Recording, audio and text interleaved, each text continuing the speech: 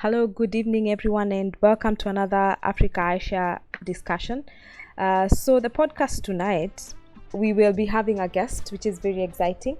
Our guest is from Ghana. He will introduce himself a bit more, and then I'm with Chris, as always, and we will get to learn a bit more about Ghana and Ghana's economy. We will also bounce back and forth with Kenya and what the situation is like in Kenya. And we really hope you enjoy the discussion. And I will let our guest introduce himself. Then I'll let Chris say hi, and then we'll get started. Welcome. Thank you. Thank you. My name is Kweku Obobisan. I am Ghanaian, as Christine mentioned. I've had all my education here in Ghana. Over the years, I have worked with international non-governmental organizations here in Ghana for the past 8 years, mostly in the capacity as a project coordinator. And so we work in communities with interventions around food security, education, health, and then childcare in general. And so I'm just looking forward to this discussion to tell more about the Ghanaian economy. I'm here as a citizen, observing and sharing my views, discussing with my friends as well on issues, letting my voice also be heard. And thank you very much, Christine and Chris, for having me on this show. You're very welcome, and thanks for coming. Chris? Yes, my name is Chris Mwabe. By now, I'm a resident host on this podcast. I'm an advocate of the High Court of Kenya, and I'm just basically here to give the other perspective of Kenya and to learn from Kweku as well. Okay, thank you so much. And we will go right to it. And it's basically going to be focused on the economy, but we will bring up any points that come up on other areas.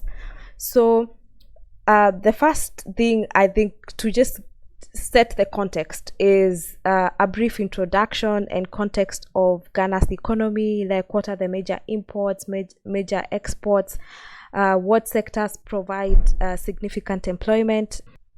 So like, for instance, is it like the service sector? Would you say like most Ghanaians are working in the tourism, education sector, finance sector, or in the agricultural sector? So Kweku, please, you could answer. Okay, thank you very much, Christine. Well, I'll begin by saying that Ghana is one of the countries here within the West African region of Ghana. We have a population of about 31 million. Our population is mostly youthful. The male population over the years has been outweighed by the females, around 51% to 49%. There are 60 regions in Ghana. Our capital city, Accra, home to most of the industries and the only international airport. We have other cities like Kumasi, Takoradi, and Tamale that also have airports, but they're mostly domestic airports. Our currency, the city, which I believe is doing well relatively here within the Sub-Saharan region. Our economy basically is diverse, rich, resource based. Our sectors categorized basically into the primary sector, the secondary sector. Our major exports, I would say that we have gold. In fact, Ghana is the largest producer and exporter of gold here in Africa. It used to be South Africa, but I know that Ghana is currently the number one. We are also number two in producing and exporting of cocoa after Ivory Coast. We also export diamonds. We have manganese, bauxite, crude oil in limited quantities as well. We also import certain commodities, I would say majority of it being refined petroleum. Cars, yes, I know a number of Ghanaian industries in terms of importers that are into cars. And then we have rice, commodities such as rice, even chicken in some instances. The major sectors that contribute to the gross domestic product is the service sector that contributes about 52% to the gross domestic product and employs about 30% of the workforce. This sector is mainly transport, storage. Also, we have information communication and technology.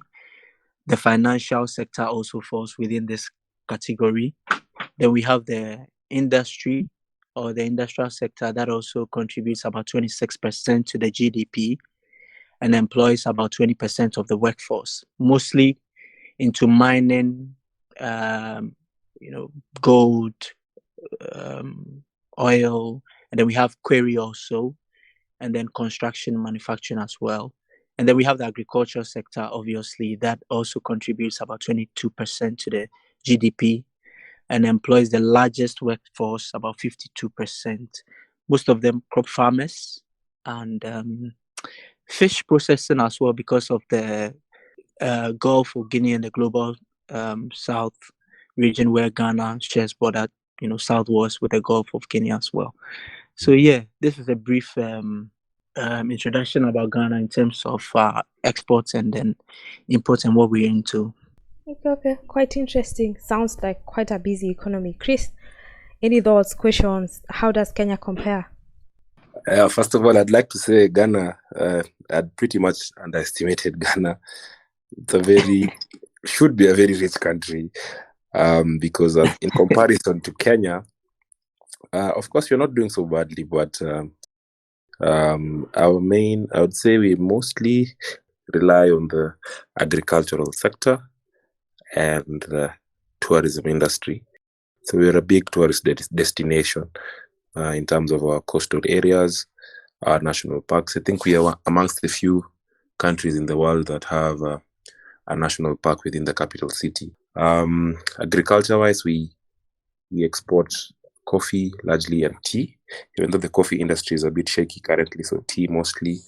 In terms of minerals, we discovered oil at some point, but it has not gone down so well. I think there are a lot of regulatory bottlenecks, and the likes of Talo Oil and Africa Oil are pulling out from exploration, so we are not really getting much from that side of things.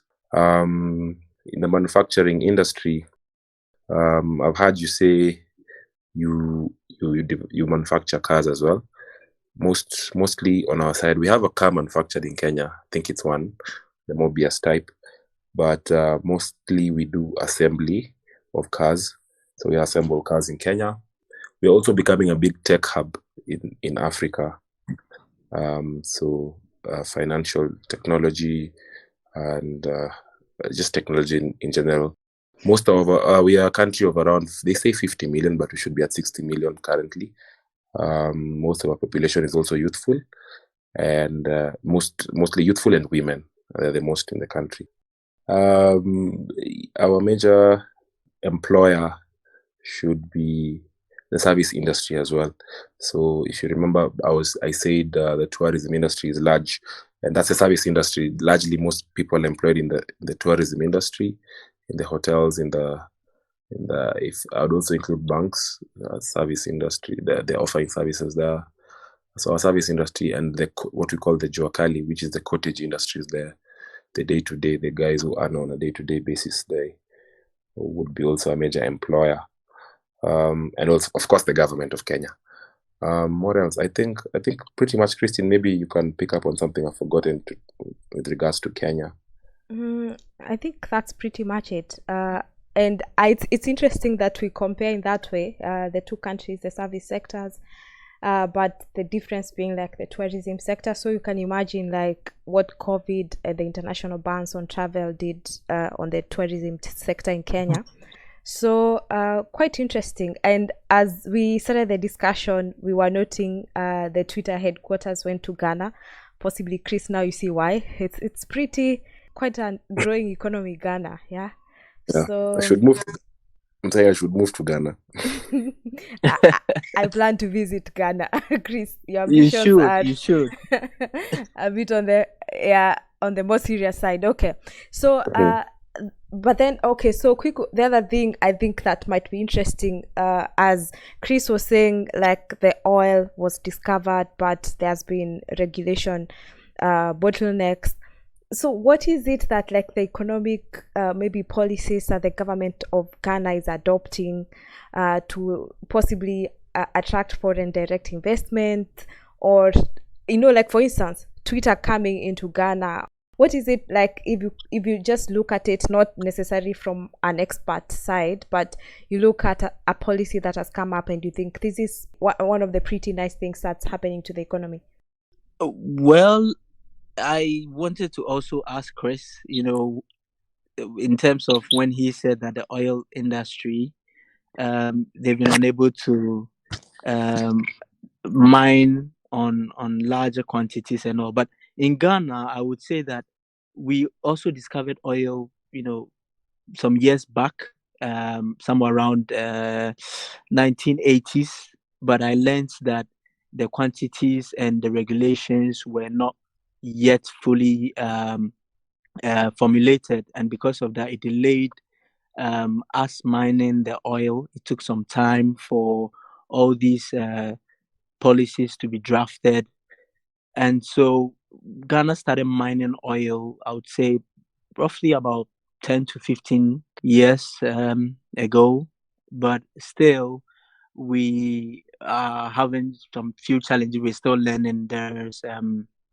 We have the Talos, we have the Modek here that is mining our oil.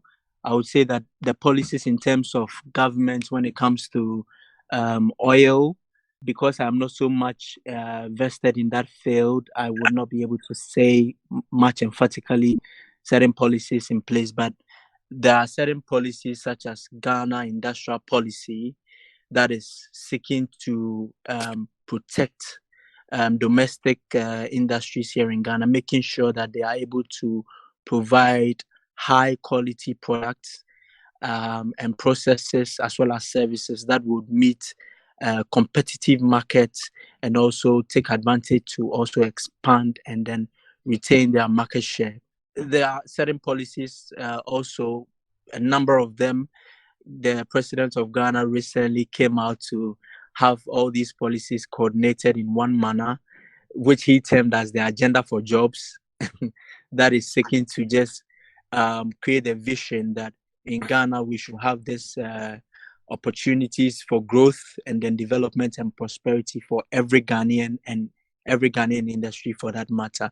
And so when it comes to policies and laws formulations, government of Ghana is much vested and interested in that area as well, and is doing so much to ensure that local businesses are protected, and also the environment is conducive for foreign investments to also come in country and then do business with us as well. And I'm looking to learn some of these policies within Kenya as well. Thank you. Okay, thanks for that. And I can't give too much comment on the oil side, but I find it interesting that different African countries discover oil, but it never quite flies. If you ask me, I think there's international politics involved, but that's a discussion for another day. Chris, any comments? Yes. So for me, I think what has killed the oil industry before it could even take off in Kenya is one, corruption. The corruption, I mean personal interests, and also we copy pasted a lot of regulation in a hurry once we discovered the oil, and it didn't really fit in context of the Kenyan situation. So you'd find in terms of corruption, the government or the powers that be made it when the likes of Talo, the foreign companies came into Kenya to do the exploration and mining, the people in high places actually wanted so much in terms of kickbacks that it didn't really make sense. It didn't really add up. The math didn't add up in terms of the money put in to do the exploration and mining and what they would get out of it. So you'd find when oil was actually discovered, people were in a rush to buy lands around that area or set up companies that would offer services to these oil mining and exploration companies. And since they're the same persons that are coming up with the laws, they put the laws in such a manner that they would get these tenders, but at inflated prices. And they wouldn't deliver on what they would promise in terms of, for example, in Kenya, I remember they were to build a pipeline that would run from, I think, Uganda all the way to the Kenyan coast, but it never really took off, and it didn't make mathematical sense or economic sense for those multinationals to transport this oil from where it was being mined in Kenya to the coast for exportation by road. In terms of laws, policies, and regulations, you'd find, for example, that we hurriedly came up with a local content act, I think, something of the sort, basically trying to outline how the locals, in terms of, so Kenya is divided into counties, 47 counties, and this oil was discovered in one county. So we tried coming up with an act that would ensure that the locals of that area benefit, and generally Kenya benefits in terms of quotas that would get from the oil.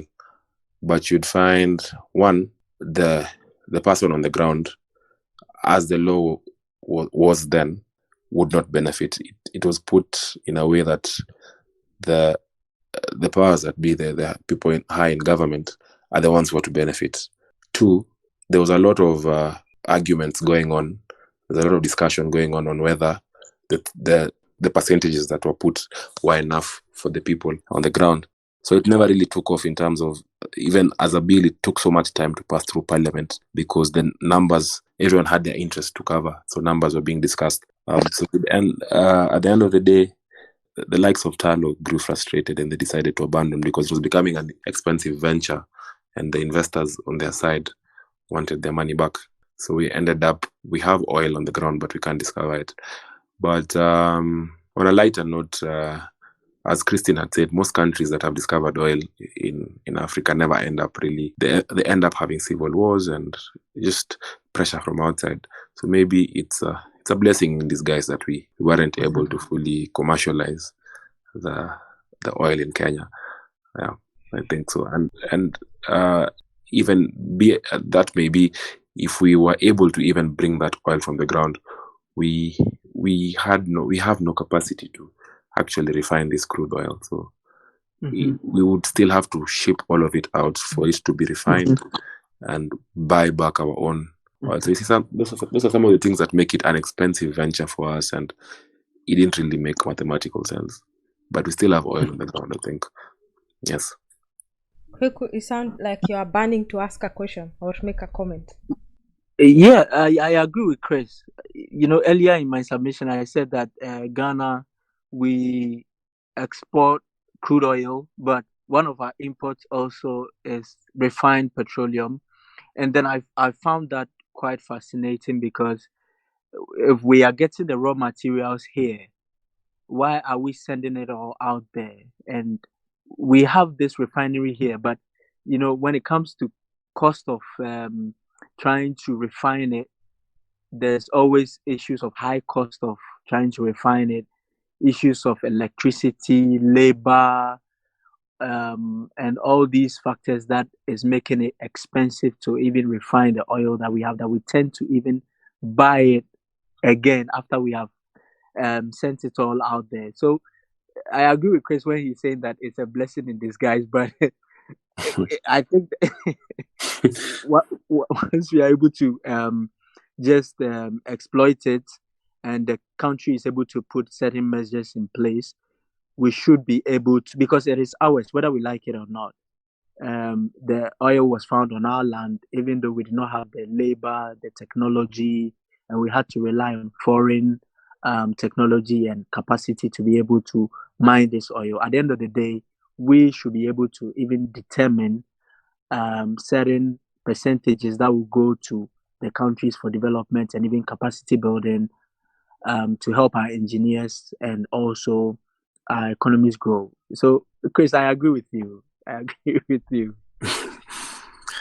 If just a quick follow-up on that, why do you think Ghana has been able to sort of keep a lead on on all these shenanigans that come up as a result of oil exploration in terms of international pressure and also local politics.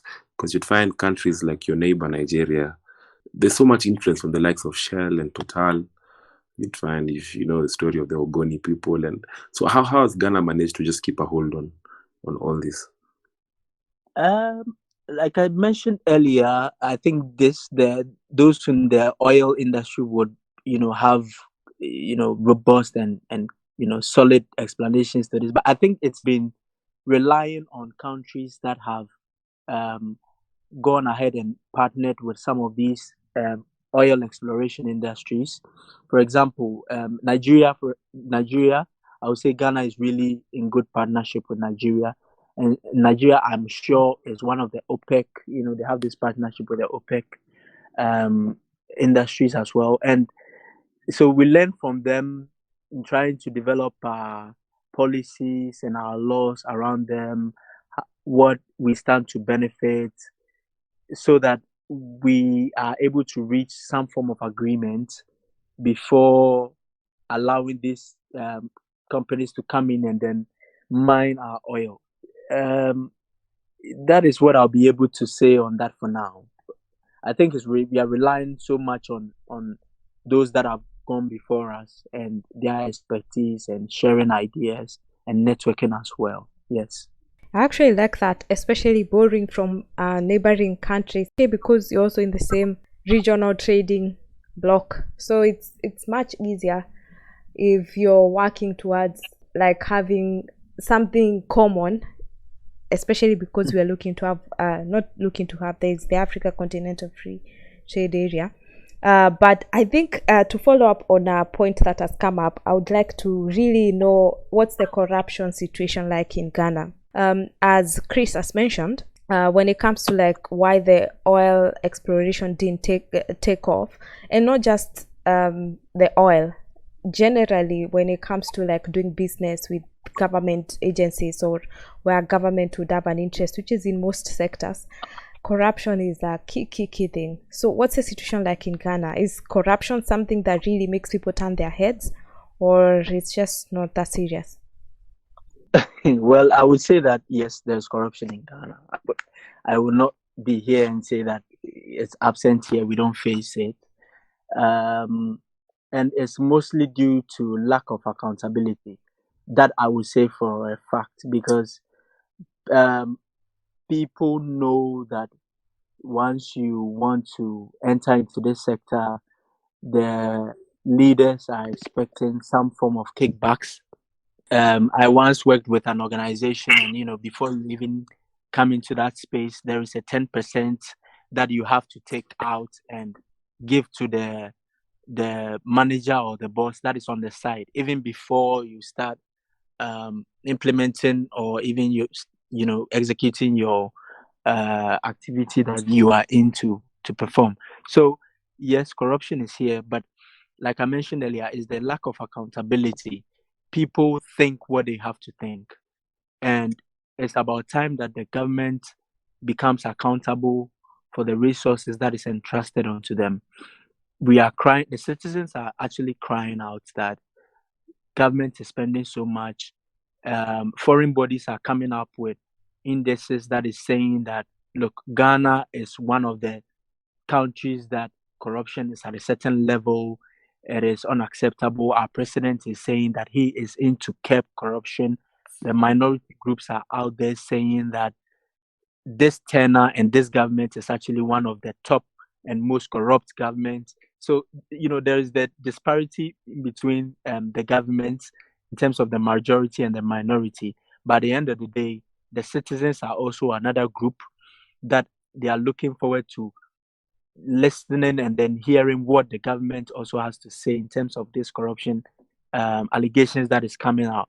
It's really serious when you look at some of these allegations that come out and you hear them social media, on air, this minister doing this individual involved in this scandal, and there's nothing that is being done in terms of punishments or anything of that sort. But on the other hand, when a citizen, I would say a normal citizen, someone at the grassroots level, is involved in any form of scandal, then the law holds that individual and is pulling that individual through the mud, whilst the real corrupt leaders are rather walking around freely because they are able to defend themselves in the law courts, and they are able to cover themselves with certain technicalities and all that.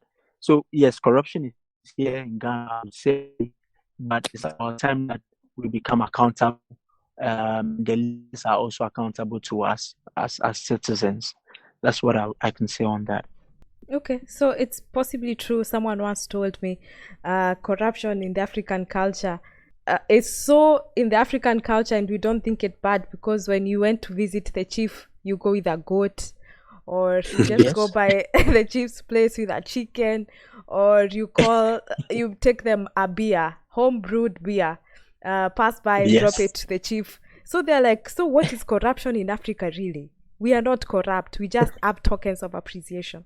So anyway, I think Chris, unless you have something else you would want to ask on that, I wanted for us to look at briefly maybe about the employment versus the unemployment status in Ghana, and especially because you mentioned earlier that the president came up with policies which seemed to want to push for more employment. But what's the situation like? Is there an outcry of unemployment, or people are happy about that?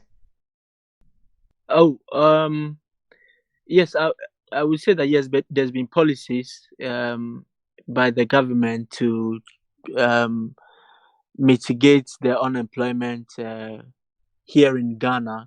I would say that yes, it's a function of the demand and supply of labor within the various jobs and then sectors also here in Ghana.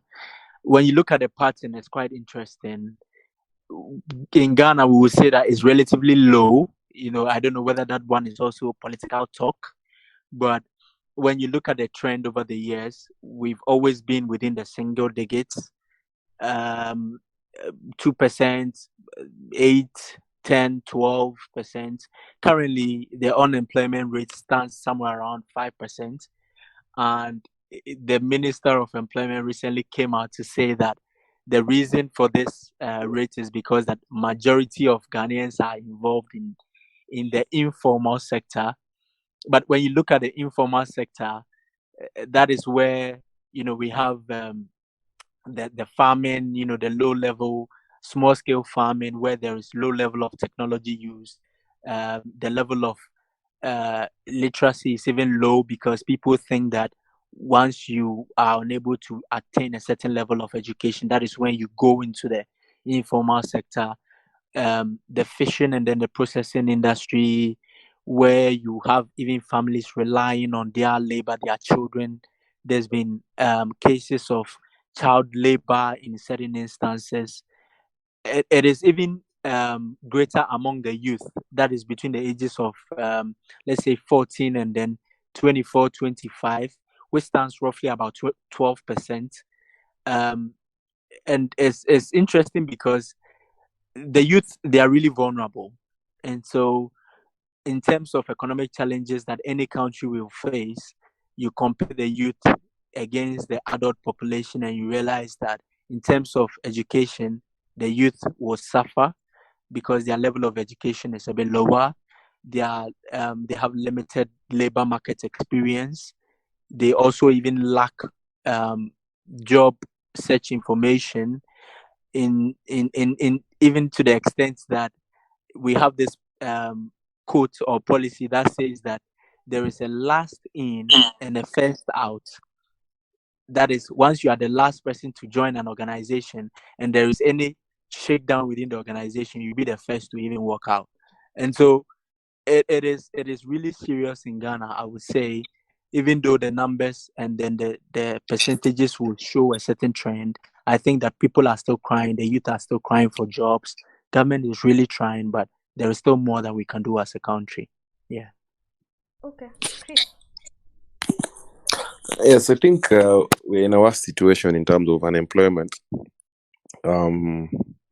If you guys are in the single digits and you're not in a bad space, Our current situation they call it dire. It's a dire situation. The levels of unemployment are pretty high, and as we were even discussing before we started recording, being a Kenyan currently is a very expensive affair. I don't know if it's because we are in the election year or but something is off, and the levels of unemployment for the youth, our youth, as per our constitution, should be between the ages of 18 and 35. So many youths are unemployed, are very jobless, and there's a narrative that is being spun around that we should be able to create our own jobs, but the government does not provide an enabling environment for us to be able to do business and to create our own jobs. And let's face it, it's very hard to create your own jobs if you have no money in your pocket. That may be, I've heard you say the issue of last in, first out. We also have such things in our laws, I think, our redundancy laws. So we have, from this discussion, I'm seeing a lot of similarities in terms of the government, the economy of Ghana and Kenya, but in terms of unemployment, our situation is really bad. Christine, if you have something to say about that. No, yeah, it's true, and especially I agree. I think for not just Kenya, but for most African countries, to tell someone to create a job for themselves, I think it's very misguided, because you need capital, and most people in African countries, you find these youths between the age of 18 and 35, they are not necessarily coming off from backgrounds where they are able to front the capital. And also the cost of living, basic things like if you're sick in Kenya right now, not even your insurance, those who can afford to have an insurance cover, it's not even sufficient, because like the cost of healthcare is really high.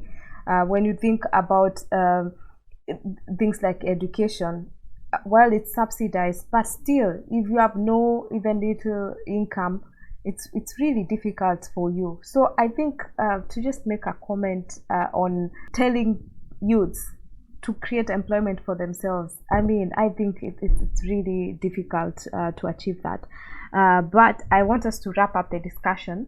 I would suggest that we have a discussion next time, especially focus on technology. What's the status of technology in Ghana we compared to Kenya, especially because in Kenya it's quite big. The tech sector, Kenya is really pushing forward on it.